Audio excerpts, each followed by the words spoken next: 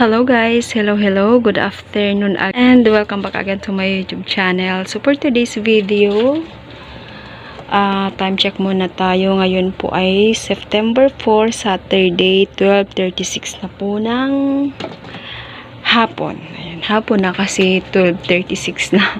So for today's video guys, ayan, tayo ngayon ay magpapagawa ng ating sari-sari store extension.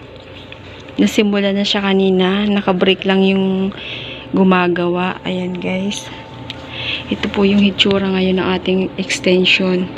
Papabawasan namin yung lupa para medyo mag-level sila dun sa may gate, pero hindi naman as in pantay kasi sabi ko baka pag naging tag-ulan pumapasok kasi yung hangin, yung ulan.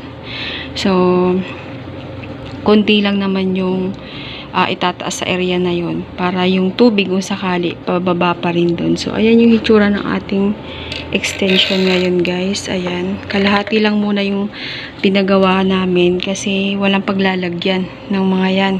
So yung iba nga nitong mga laman nito guys nandun sa labas. Ayan yung ating mga bakanting bote, tapos yung chiller ipinasok muna namin dun sa loob sa sala, tapos yung iba nandun. So ayan guys, bali ngayon po yung day 1 sa pagpapagawa ng ating sari-sari store extension. Sa mga susunod na araw mag-update po ako sa inyo kung ano yung magiging hitsura ng ating extension. So ngayon guys, yan lang muna po yung aking share sa inyo.